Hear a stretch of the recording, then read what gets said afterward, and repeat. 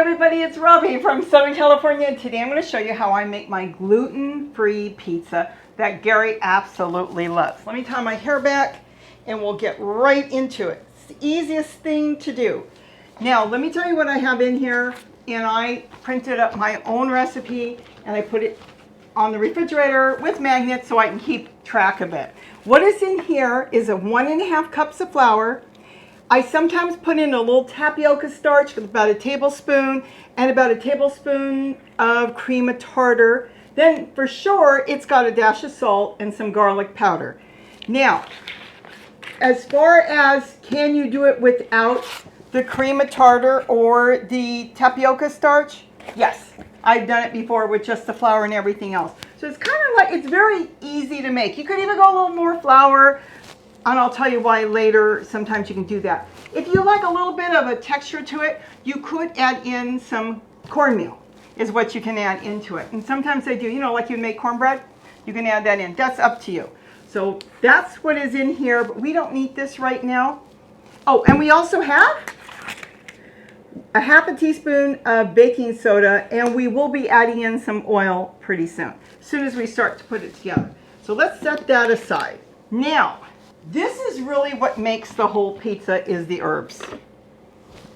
These are herbs from my garden, and you can put in whatever herbs you like. That's the most important thing about this.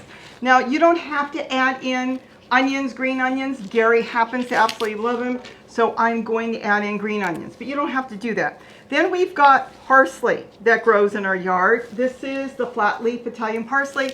You can use any parsley. Then I've got rosemary. I'm just going to throw that in there and go, what the heck? All that rosemary, and then basil. And that's basically it. Now, if you like something really strong, add in a lot. If you like things mild, you'll see as we go. And this is also sage and a little bit of thyme. So you add in what you like. The whole idea of making a pizza is making it the way you like to make it, what your taste is. And that is what's going to make the whole pizza for you. So now we've got all the herbs in here. This is so good. So in here, I'm going to add in about 1¼ cups of water. You could add in a little more, a little less, it doesn't matter. But let's go ahead, and I'm going to actually add in 1.5. Okay? I'm 1.5 cups of water in there, and this is going to go onto my blender. I'm going to put the top on.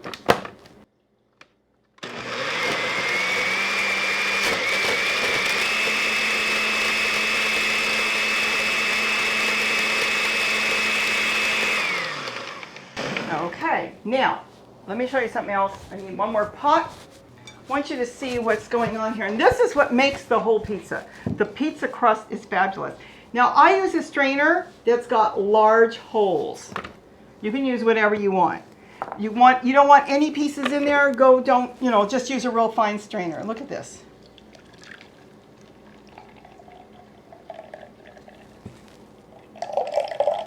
You have green water. And let me tell you something, this water smells amazing.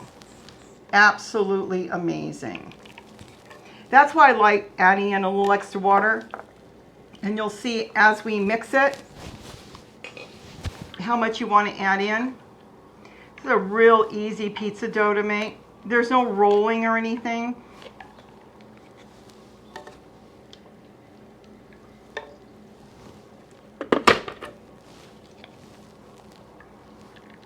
Now I don't use the pulp. I usually just compost that. If you've got a use for it, go ahead. For this particular thing, I just compost it. But look at this. All you have to do is wash your herbs that you're putting in here. You don't even have to pull the stems off or anything. You're getting the best part. Okay, we're going to just put this back in here. We don't need it. And look at this. Now I've got a beautiful 1.5 cups of beautiful flavored water. Now we're going to start adding in the water in here. Now in here, I do add in 1 teaspoon. And you could give or take a little bit, so don't worry about it. I'm using a tablespoon here, so I'm just going to kind of estimate how much. I'll probably use the tablespoon. and that's perfectly fine. But you definitely want to put the oil in here. If you don't put the oil in the flour, I found that it'll stick. So put your oil in there. Sometimes you even add in a little bit more. All right, let me see if I can move this out of the way a little bit. Now you just need a mixer. Now what you're going to do is mix in your green water.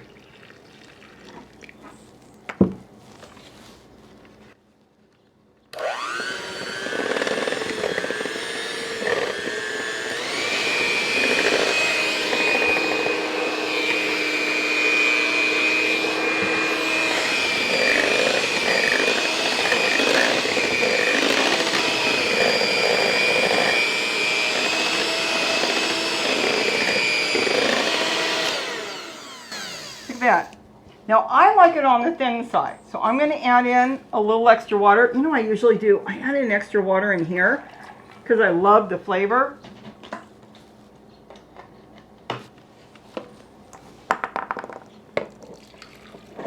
I just like it on the thin side. You can make it, as you make it, you'll decide which way you like it better.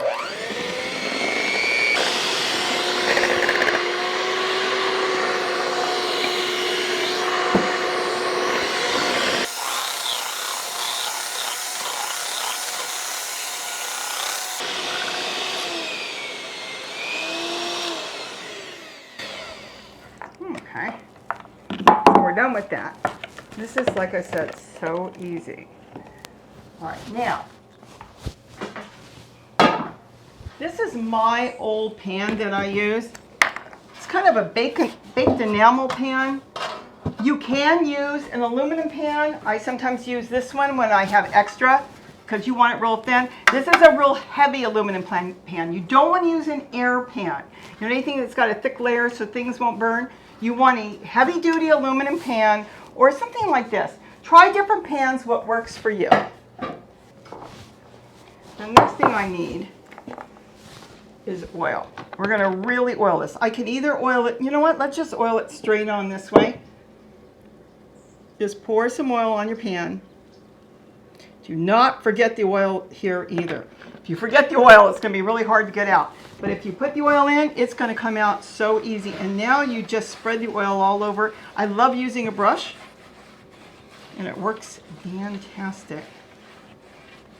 Just all over, and don't worry if you think you have too much oil. But if you do, you can always pour a little bit off. And that's all there is to it. I'll just put that in there right now. And now we just pour. Now here's the thing. I like this on the thin side, so I always end up making too much. And if you make too much, get a second pan ready. That's all you have to do. And that's what I'm going to do here. When you make it thin, it just is so, so good. But again, you make it the way you want. Gary likes it thin crust. Now the baking soda you put in there is going to make it puff. So we've got to get this in the oven. Once you get it all ready to go like this, now we're going to pop it in an oven on the bottom rack at 450 degrees.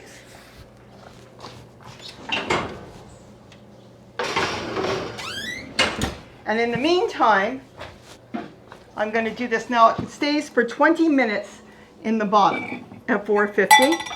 So now I put it in the second pan. And I make two of them. The dough, the bread, the crust, whatever you want to call it, is so good that Gary loves it just eating it like bread. So now we're going to put this in here and spread this one in here. I'm telling you, taste it. There's no eggs, so you can taste it raw. It tastes wonderful. The whole idea of cooking is adding in flavors that you like. You don't like thyme, don't add thyme in. You don't like basil for some reason, don't put basil in. You don't like rosemary, skip what you don't like. So even though it's supposed to be for 20 minutes on the bottom rack, when I have an extra one like this, I just put it in on the next rack up. I haven't had any problems baking them that way.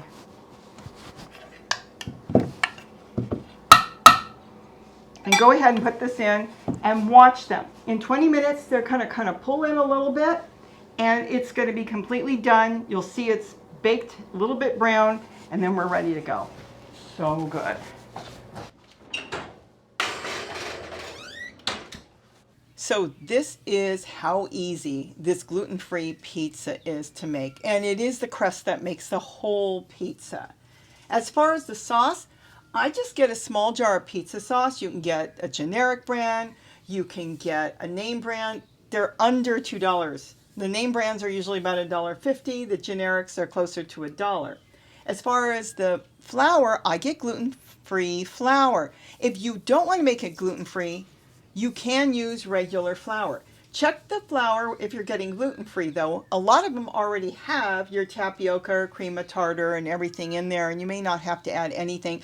And I will tell you again, I've made it with just gluten-free flour without adding in anything else, and it worked really good because it's the herbs that are doing the whole thing with the crust. But after 20 minutes, you'll see it slightly browns. It will lift right out of the pan, and I like putting it on a cookie sheet. You don't have to. I've done it straight in the pan as well, but it's just something I've done. So I put it on a cookie sheet, and then I paint it with pizza sauce.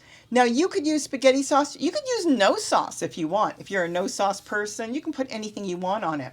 The whole idea of cooking and making pizza is making the pizza with the flavors that you like. I put the sauce on, I put olives on, I put green onions sometimes. I make it different all the time. I use different types of pizza. Cheese, sometimes I get the mozzarella cheese, that's the soft cheese, the fresh cheese. It's fantastic. And then I mix it up with different cheeses. I've even grated on other cheeses that come, they're hard, and I think they're used for hors d'oeuvres and different things. I grate that on. I keep a block in the freezer and I grate it on for extra flavor. I put garlic on top. You put on whatever you want. Once you get everything on, and oh, real quick, Gary is an egg person. I don't know where the egg came from because living in the United States, I've never seen egg on pizza, but he loves it. Must be an Aussie thing. So I put some eggs sometime on for him on his side, and that is it. Put the seasoning on that you want, and once it's all done, pop it back into the oven for 10 to 15 minutes. Keep an eye on it because the shell's already pretty much done, your crust, and all you're doing is melting the cheese and incorporating everything else, and that is it. When it's ready, take it out, put it on a cutting board, get your pizza cutter out if you've got. You can always use a big heavy knife if you don't have one. Slice it up, and it is so good. You're going to be so excited because this tastes wonderful. And like I said, there's been times I've put nothing on it, and he wants it the next day to make a sandwich out of it. Hope you enjoyed this. I make this all the time, and Gary loves it, and I hope you enjoy it and like it too. With that, have a wonderful, wonderful day. And don't forget to eat what you grow. Ask questions, if you've got questions on this, and I'll be more than happy to try to answer. And if you liked it, give it a thumbs up. If you didn't like it, just shut off the video and don't give me a thumbs down. Thank you so much. Have a great day, and don't forget to eat what you grow. Bye-bye. Oh, this is so good. And it's good the next day cold, too.